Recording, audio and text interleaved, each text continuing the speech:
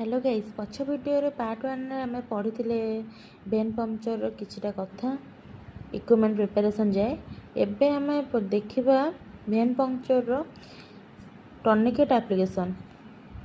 ठीक अच्छे apply the tourniquet to the patient upper arm to the veins to help the veins become more prominent.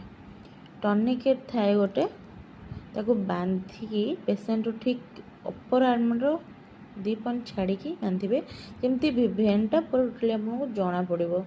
गोटे गोटे भेन माने यही टाइप माने टिके सरू थाए आ गोटे मोटा थाए देखिए कलेक्शन करेंगे।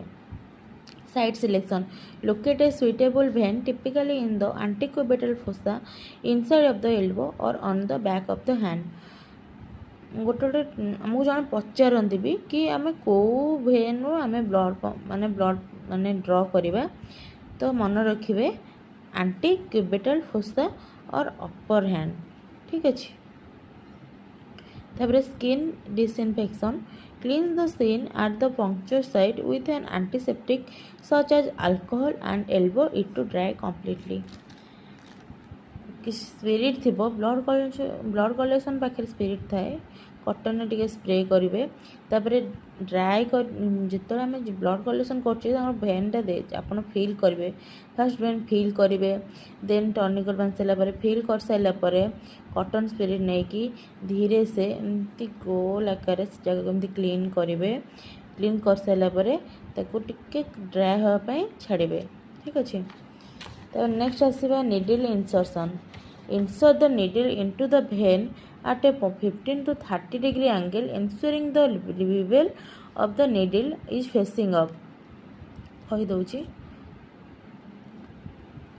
हमर एटा होची हमर सिरिंज एतले मुझे कैपटा तार काढ़ी देली एतले कैप काढ़े देखिए सिरिंजटा ठीक से अच्छी कि ना गोटे गोटे टाइट न थे ढिले थे लूज थे आपन फास्ट जो एयर एमती क्लीयर करेंगे मोटे गोटे हाथ करदे गोटे हाथ करें यहीटा को धरी थे ना तो उड़ीज गोटे पेसेंट माने माने हसवा कथा नुहे बट गोटे गोटे पेसेंट जो आम एयर क्लीयर करते नुआ नुआ शिखे बेले पिलांर से कहे एयर क्लीयर करने से एयर क्लीयर करेंगे ना एत जो प्रेस करती टोटाली निडलटा उड़ी जाए।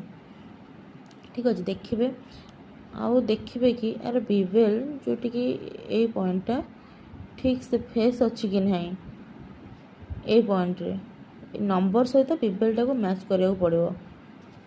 ठीक अच्छे हो गला देन आसवा ब्लड कलेक्शन रो प्रोसीजर